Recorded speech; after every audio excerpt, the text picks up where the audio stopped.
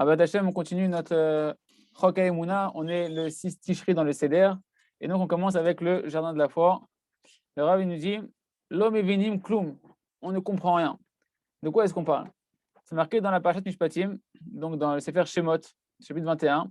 Là-bas, c'est ramené toutes les lois lorsqu'on a tué une personne involontairement. Chav Shalom, quelqu'un qui tue son prochain de manière involontaire. Et normalement, la loi, elle est que la personne, elle doit partir dans une ville de refuge. Et là-bas, c'est marqué alors, on voit que comment Rachid il explique ce verset-là. Il nous dit Asher le tzada, c'est quoi Vacher le tzada? C'est que cette personne-là, elle a tué, mais elle n'a pas tué avec son intention. C'est-à-dire qu'elle a tué de manière complètement involontaire. Ce n'était pas prémédité, ce meurtre-là. Ce n'était pas prémédité, ce n'était pas un meurtre, c'était un accident. En gros, on parle ici d'un accident. Un accident, quelqu'un qui a tué de manière accidentelle. Mais pour la suite du verset, dans la suite du verset, c'est marqué quoi? Va Charlotte Sadava Elohim, Inna Yado. Et Hachem, Inna Yado. C'est quoi Inna Yado?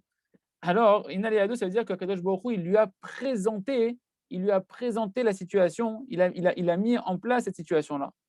Et sur ça, la Torah nous dévoile qu'en réalité, pour nous faire savoir qu'il n'y a pas d'erreur. Même dans un accident, ne crois pas que c'est une erreur, qu'il y a quelque chose qui s'est arrivé par hasard. Rachid nous explique, Va'elumina le yado, c'est quoi? Hachem, il a provoqué que ta main, sans faire exprès, elle a tué involontairement. Mais ce sans faire exprès, il provient en réalité d'une organisation d'Akadosh Baruch Hu.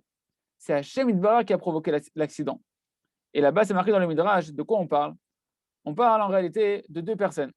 Il s'agit d'une personne qui avait déjà tué involontairement et une personne qui avait tué volontairement. Le cas qui est dans la Torah, c'est une personne qui avait déjà tué auparavant involontairement, et celle qui a été tuée, c'est une personne qui a tué volontairement. Et il n'y avait pas eu de témoin à cette chose-là. Et qu'est-ce qui s'est passé?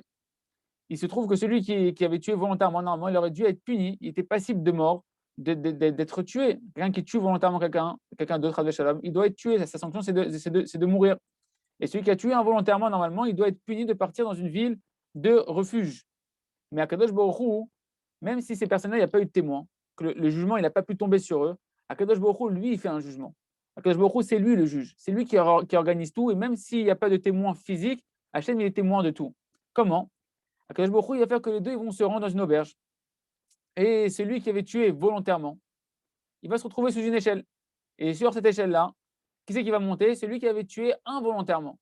Et lorsqu'il est monté sur l'échelle, Pitam, elle va tomber, elle va se casser, elle va tomber sur celui qui avait tué volontairement. Et à ce moment-là, il y aura des témoins qui seront là présents. Et on va ordonner, on va trancher que celui qui a tué involontairement avec l'échelle, la personne qui était en dessous, va devoir partir en exil. Il se trouve donc que celui qui a tué involontairement se retrouve exilé, et celui qui avait tué volontairement, il a été tué. Akadosh Baruch Hu, il a fait le jugement, même s'il n'y avait pas eu de témoins. Et de là, on apprend un grand essai dans la Emouna. On apprend qu'en réalité, la Hashgarat Hashem, la providence d'Akadosh Baruch Hu, elle est derrière tout ce qui se passe, même derrière les accidents quotidiens que Dieu nous en préserve de la vie, qu'on pense que c'est un fait quotidien, un fait divers. Pas du tout. C'est le fruit des jugements d'Akadosh Baruch Hu qui nous dépassent, mais qui sont des jugements de vérité. Charé, quand on voit, a priori, quand nous, avec nos yeux de chair, on voit ça, on a l'impression que la personne qui était sous l'échelle et qui est morte, on dit Miskin, Miskin, qu'est-ce qu'il a fait ce bonhomme-là? Pourquoi l'échelle lui est tombée dessus, il est mort? Non, il n'a pas été tué Stam. Il n'est pas mort Stam sous l'échelle. C'est parce que celui-même, il avait tué quelqu'un volontairement qu'il n'avait pas été puni. Et c'est pour ça que Kadosh Baruch Hu, il a fait volontairement que quelqu'un est monté sur l'échelle et qu'il est tombé et qu'il l'a tué, et que l'échelle est tombée sur lui et elle l'a tué. Et Béhémet, donc aux yeux d'Akadosh Baruch Hu, tout est Betsedek, tout est droit, tout est de la justice, de la vérité, et avec un compte qui nous dépasse d'une précision extraordinaire. Voilà pour le jardin de la foi. On va passer maintenant à Hashem, à la suite du jardin des louanges, chez Rav Betoda. Le Rav nous dit Tiye ben Adam, sois un homme, comporte-toi comme un être humain. Le Rav nous dit pourquoi l'ingratitude et le fait de pleurnicher, c'est le fait qu'un homme ne dise pas merci et qu'au contraire, ils sont en train de pleurnicher. Pourquoi c'est la faute la pire qui existe de toutes les fautes? Pourquoi c'est la faute la plus grave, sur lesquelles il y a des punitions qui sont les plus amères que Dieu nous en préserve? La réponse, elle est comme on l'a vu au-dessus, parce qu'en réalité, même sans la Torah, c'est une chose qu'on doit apprendre, même sans avoir étudié la Torah, même sans les mitzvot, même s'il n'y a pas de Olam Haba, c'est quelque chose qui est logique, c'est la droiture et la droiture d'esprit, elle impose que tu dois comprendre que tout homme, peu importe où tu es dans n'importe quelle situation, Le minimum de la droiture d'esprit, c'est d'être un Ben Adam, d'être un homme, un être humain, et avec un intellect d'être humain droit, tu te dois de ne pas être ingrat. Tu te dois d'être reconnaissant. Comme on dit, Derech Eretz Kadma la Torah, le savoir-vivre, doit précéder l'étude de la Torah. Avant même de me parler de Torah, parle simplement de droiture d'esprit, de savoir-vivre. Et c'est quelque chose que chacun peut comprendre et ressentir. Lorsque tu vois qu'on est ingrat envers ce que tu as fait, que tu as fait des bonnes choses à un ami, à ta femme, à des enfants, peu importe à qui, tu vois qu'on est ingrat, on n'est pas reconnaissant de ce que tu as donné. Il n'y a pas de plus grande souffrance pour un homme. C'est quelque chose que n'importe qui se dresse, il doit se battre, il faut se retenir parce que c'est humain de te dresser devant l'ingratitude. Tout celui qui a eu dans sa chair une épreuve comme ça, hein, il sait combien lorsqu'on renie les bontés et les bienfaits que tu as fait à cette personne-là, et que tu sais très bien ce que ce que tu lui as fait, elle sait très bien que tu lui as fait du bien et qu'elle ne te reconnaît pas ce bien, alors on ressent tous combien ça nous fait de la peine, combien ça nous fait mal lorsqu'on a de l'ingratitude en face de nous. C'est ce qu'il a dit Rabbi Akiva. Rabbi Akiva, que son mérite nous protège, nous a dit, c'est ça le grand principe de toute la Torah. Ne fais pas à ton ami ce que tu haïs pour toi-même, ce que tu détestes. Et il y en a qui expliquent, il y a un des Mefaresh, un des commentateurs de ce verset-là qui nous dit Chaverecha, ton ami, c'est Akadosh Baruch Hu. Sous-entendu quoi? Ce que tu n'aimes pas qu'on te fasse, ne le fais pas à Akadosh Baruch Hu. Si toi, pour toi, l'ingratitude, c'est détestable, alors ne sois pas ingrat envers Akadosh Baruch Hu. À plus forte raison qu'envers Akadosh Baruch Hu, ne fais pas ce que toi qui t'est détestable, ne sois pas ingrat envers Akadosh Baruch Hu. Parce que plus un homme, lorsqu'un homme s'éloigne du chemin de la droiture de l'esprit, cela met en colère Akadosh Baruch Hu. Pourquoi? Parce qu'avant tout, avant, encore une fois, la Torah, avant les mitzvot, il y a pour Akadosh Baruch Hu, dans la conduite divine, Hachem, il attend de nous une droiture d'esprit, un intellect droit, un intellect qui soit un intellect juste qu'un être humain de base peut avoir. Derech Eretz Kadma, avant tout, et du savoir-vivre. Et seulement après la droiture d'esprit, la Torah et les mitzvot, ils vont venir naturellement. Et il nous dit le Rav, en réalité, tout celui qui va d'après l'intellect droit, peu importe le niveau duquel tu départs, de ton point de départ, même si même un goy, même un non-juif, qui ne connaît même pas la Torah, au final, s'il recherche toujours la droiture d'esprit, il va chercher la Torah, il va rechercher la Torah parce qu'il va chercher dans sa droiture d'esprit un intellect qui est encore plus élevé que son intellect, qui ne peut recevoir que du Créateur. Et c'est ce qu'ont fait nos patriarches, nos avot, Abraham, Isaac, Yaakov, les avot Akdoshim, qu'eux, ils ont pu attirer toute la Torah entièrement. Comment? Juste par de la méditation, de la réflexion avec un esprit droit, un esprit qui recherche la vérité pure. Et ça, il faut comprendre qu'en réalité, plus un homme il s'éloigne, que Dieu nous en préserve du chemin de la droiture d'esprit, et plus ça énerve Akadosh Baruch Hu Kaviachol, si on peut dire ainsi. Par exemple, les gens qui prennent des drogues, toutes sortes de drogues, des drogues douces ou chas v'shalom, des drogues plus fortes que Dieu nous en préserve, on voit que ces gens-là, ils sont punis durement. Il y a une lourde punition qui vient sur eux, déjà dans ce monde-là. Ils perdent tout leur visage, le visage qui était créé à l'image d'Akadosh Baruch Hu, ils le perdent. Tu vois que c'est des gens qui ont des visages qui sont éteints, qui sont tristes, qui font peur des fois. Et il y en a plein que Dieu nous en préserve qui meurent avec des morts qui sont très, très, très désagréables, avec des overdoses, dans des souffrances très difficiles que Dieu nous en préserve. Et tout ça, pourquoi? Pourquoi? Parce que tout simplement, ils ont voulu juste être un peu dans les nuages, ils ont voulu un peu planer. Alors quoi, ils vont arriver à des punitions aussi graves, qui vont se dégrader autant jusqu'à pouvoir arriver à la mort? Non. En réalité, c'est parce que Akadosh Baruch Hu veut nous faire comprendre que de se rentrer soi-même dans de l'imagination aussi grande et aussi de vouloir planer dans de l'imaginaire, sortir complètement de la réalité, de l'intellect en prenant des drogues, peu importe lesquelles, ça, c'est un Akadosh Baruch Hu, plus que tout autre avéra. Parce qu'avant la Torah, on te demande d'être un homme intelligent, un homme sensé. Et ça éveille en contrepartie que Dieu nous en préserve des grandes rigueurs sur l'homme, des dures rigueurs que Dieu nous en préserve. Et c'est exactement la même chose pour l'ingratitude. Parce qu'en réalité, l'ingratitude, elle va à l'encontre complète de l'intellect droit. Que normalement, un homme il doit être reconnaissant. L'ingratitude, ça va à l'opposé de l'intellect. Même un enfant, un petit enfant, lorsqu'il est ingrat, ça met en colère ses parents. N'importe qui est parent qui voit son enfant qui est ingrat, ça éveille à l'intérieur de lui un sentiment de colère, un sentiment d'injustice. Alors pourtant, c'est un petit enfant qui ne comprend rien à la vie encore. C'est qui qu'on appelle un bon enfant? Celui qui sait dire merci. La base de l'éducation, la base d'une bonne éducation, c'est apprendre à dire merci à un enfant. L'ingratitude, c'est en elle-même l'essence du mal qu'il y a dans l'homme. pas dans l'homme, mais du Yetzer Hara qui est dans l'homme. Hein? Pourquoi? Parce qu'en réalité, l'homme, tout homme de sa base, comme il a été créé, il devrait reconnaître le bien qu'on lui fait.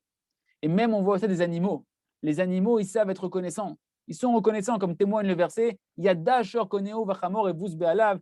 Même le taureau, il est reconnaissant envers celui qui l'a acquis. Et l'âne, il est reconnaissant envers celui qui l'a nourri.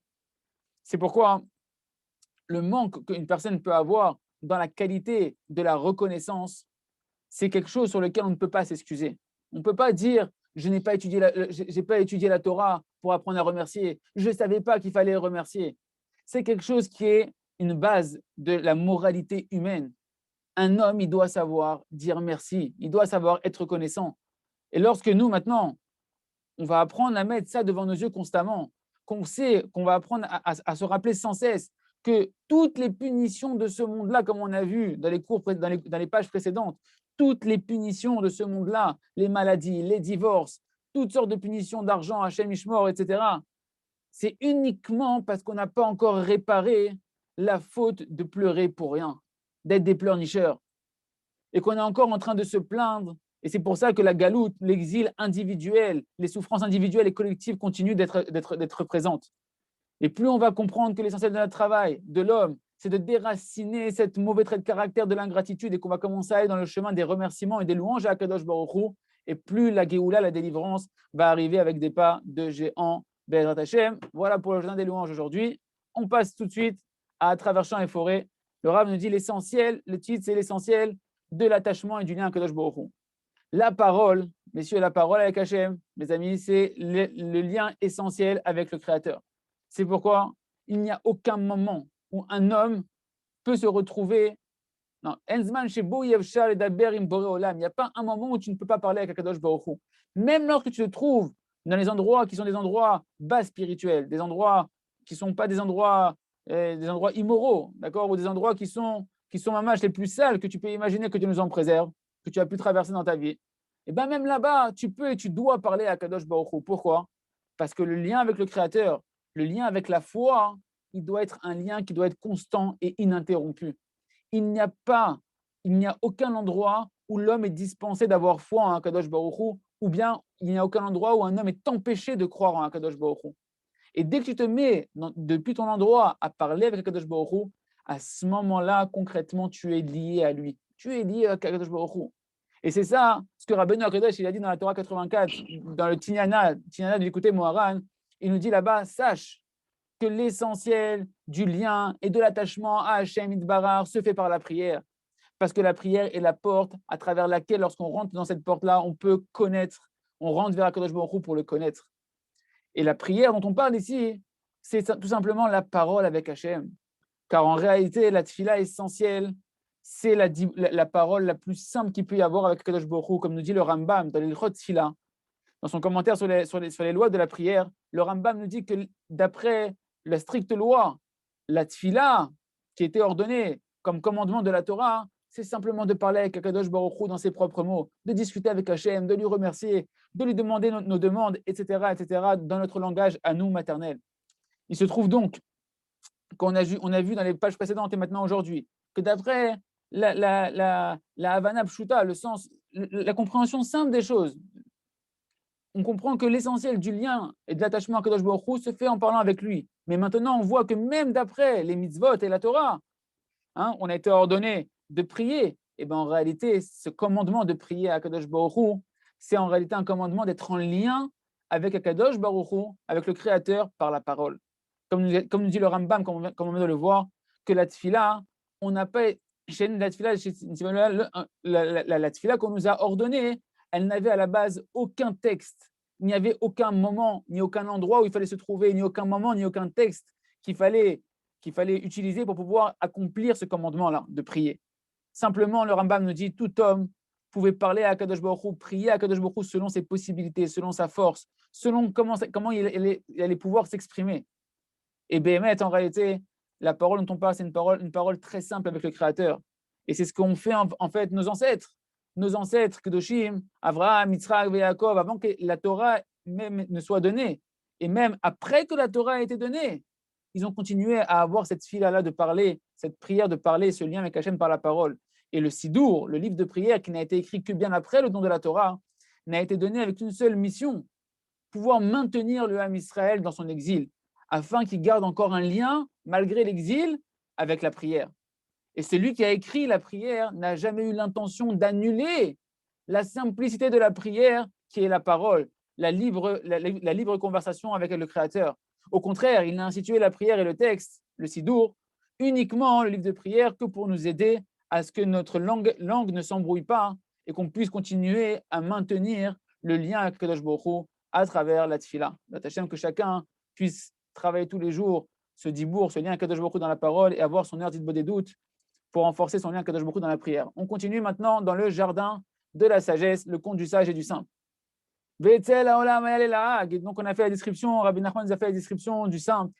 Et pour le monde, ce simple, tel qu'il a été décrit par Rabbi Nachman de manière merveilleuse, était un sujet de moquerie. Les gens trouvaient plaisir d'avoir sur qui se moquer comme ils avaient envie. Parce que, et je vous ai mis en gras, Hayan Idmel Imshuga, il paraissait aux yeux du monde comme un fou, comme un malade. Et les gens, ils venaient le voir, et avec une intention première, ils venaient pour se moquer de lui. Et lui, le Tam, dans sa grande simplicité, il disait, je viens parler avec vous à condition que vous ne vous moquez pas. Et dès qu'il lui avait dit, OK, c'est bon, on ne se moquera pas, il a accepté de commencer à parler avec eux. Parce qu'il ne voulait pas rentrer et commencer à faire trop de chorma, c'est-à-dire trop de sagesse, de dire peut-être qu'ils ils m'ont dit qu'ils ne veulent pas se moquer, mais ils veulent se moquer de moi. Parce que de commencer à faire des chorma, de trop intellectualiser les choses, en cela même, il s'agit d'une moquerie. Car il était un homme très simple. Et lorsqu'il voyait que malgré tout, il continuait à se moquer de lui, alors il leur disait, mais qu'est-ce que tu as? Qu'est-ce que tu crois que tu vas être plus chacham que moi, tu vas être plus intelligent que moi, tu te moques de moi, tu es plus intelligent que moi? Non, non, pas du tout. En réalité, en te moquant de moi, tu deviens un idiot. Parce que moi, qu'est-ce que je suis? Je suis rien du tout en réalité. Et si moi, je suis rien du tout, et que toi, tu te prends plus chacham que moi, eh ben alors, au contraire, tu ne seras pas chacham, tu seras juste un idiot qui est un peu plus intelligent que celui qui n'est rien du tout. Et tout ça, c'était en réalité le chemin du tam, du simple. Et maintenant, nous allons revenir au premier sujet où on s'était arrêté dans l'histoire. Je vous rassure, comme on l'a dit dans la suite du livre, le Rav va expliquer phrase par phrase de manière merveilleuse tous les secrets qui sont renfermés ici, en tout cas une partie, une facette des secrets qui sont renfermés ici. Et donc, lorsque maintenant on revient au fait que le sage revient dans son pays natal, et il y a eu un grand bruit, tout le monde a entendu que le Chacham était en train de voyager et revenir dans son pays natal, maintenant avec toute sa grandeur, toute sa sagesse, sa grande sagesse. Et regardez le Tam, le sage, lui, le simple, lui, il s'est mis à courir à sa rencontre avec une grande joie. Rabbi Nachman, il met toujours en description la joie qu'il avait. Et il disait à sa femme, donne-moi le youpa, le petit manteau, le petit par-dessus. Je vais aller à la rencontre de mon cher ami et le voir. Et elle lui donnait sa peau de bête de mouton parce qu'il n'avait pas de par-dessus. Mais lui, pour lui, c'était comme si il avait un par-dessus. Et il courait à sa rencontre. Et voilà que le Chacham, lui, le sage, il voyageait dans un grand carrosse avec toute sa fierté et sa grandeur. Et le saint vient à sa rencontre. Il a commencé à lui demander comment ça va avec beaucoup d'amour, avec beaucoup de joie. Mon frère, mon bien-aimé, qu'est-ce que tu fais? Béni soit le Créateur qui t'a envoyé ici. Merci Hachem que j'ai le mérite de te voir. Et le Chacham qu'on a vu, dont on parle au-dessus, déjà on savait que tout le monde pour lui ne valait plus rien. Avec sa sagesse, il dénigrait tout le monde. Et à plus forte raison, lorsqu'il a vu son vieil ami qui ressemblait devant lui comme un fou, qui était joyeux pour rien, à ce moment-là, malgré tout, il s'est dit, OK, comme j'ai une amitié qui date de longue date avec lui, alors je vais quand même accepter de rester avec lui, et il a voyagé avec lui pour rentrer dans la ville. Et voilà que les deux parents, les deux papas du Chacham et du Tam, du sage et du simple, maintenant, après de nombreuses années, après que le Chacham était parti dans d'autres pays, oui, ils sont morts. Ils sont morts. Et donc, le Chacham qui est parti dans d'autres pays a perdu la maison de son père. Et la maison paternelle de ces deux personnages se sont retrouvés disponibles. Le simple, qui lui était sur place dans son pays, qui n'a pas voyagé pour aller voir tous les pays du monde, a pu hériter et rentrer dans la maison de son père. Tandis que le Chacham, le sage, qui lui est parti dans des contrées lointaines pour voir et profiter de tous les pays du monde, n'a pas pu récupérer la maison, puisque lorsqu'elle s'est vidée, il n'était pas là. Et du coup, la maison est partie en se dégradant. Et lorsqu'il est revenu dans son pays natal, il ne restait plus rien de sa maison. Il n'avait donc nulle part où aller. Et donc, il est parti dans une petite auberge. Et là-bas, il avait énormément de souffrance. Parce que, encore une fois, il nous fait la description, Rabbi Nachman, que l'auberge n'était pas à son goût, n'était pas à sa convenance. Et le Tam, lorsqu'il a vu qu'il avait maintenant ce lien avec son copain qui s'était recréé, il courait constamment de sa maison pour aller voir le Chacham dans son auberge avec beaucoup d'amour, beaucoup de joie. Et il voyait que son ami, le Chacham, le sage, il était rempli de souffrance dans son auberge. Alors il lui a dit, le simple, il a dit au sage, mon frère, viens dans ma maison, viens habiter chez moi. Je vais réunir toutes mes affaires dans une petite poignée, je vais tout concentrer et tu auras toute ma maison libre devant toi. Et ça a plu aux yeux du sage. Et le sage est donc rentré dans la maison du simple pour aller chez lui. On continuera avec Hachem, la suite du conte, dans la page de demain. Et on passe pour terminer, merci Hachem, au livre Or Hadash. Dans le livre Or Hadash, on va voir ce qu'on appelle le pain de la honte. On peut maintenant, d'après ce qu'on a vu hier, poser la question.